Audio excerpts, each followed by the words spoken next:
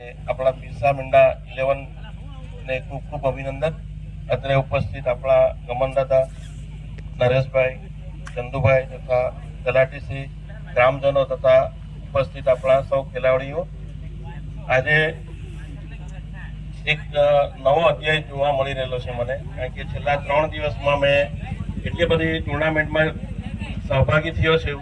કારણ કે પહેલા એવી ટુર્નામેન્ટો રમાતી હતી કે એક ગામમાં 10-15 ગામની ટીમો આવતી હતી, પણ છેલ્લા 5 દિવસમાં મેં ચોંડા, લીમઝર, મોટી વાલઝર, રાનકુવા અને કાંટાસવેલ દરેક ગામમાં એવું છે કે પોતાના ગામની ટીમ હતી, પોતાના ગામનું પ્રીમિયર લીગ.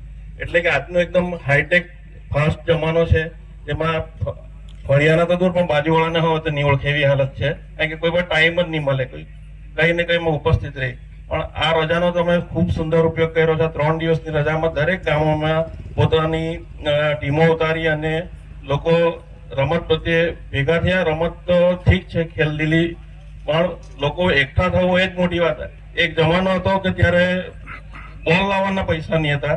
આજે બોલ ને બેટ બધું છે, પણ 11 જણા ભેગા થાય તે પોસિબલ જ નહીં મળે. કે સાંજે તમે કોઈ દૂધનો ટાઈમ થાય, કોઈ સ્કૂલે ગયેલું હોય, કોઈ કંપનીમાં ગયેલું હોય કે કોઈ ખેતરમાં હોય, 11 જણા ભેગા કરવા એટલે પરસેવો છોડી નાખે. એટલે આજે તમે આ જે આયોજન કર્યું અને તે ખૂબ જ સુંદર. અમે બી તમારી ફાઇનલના સહભાગી થયા.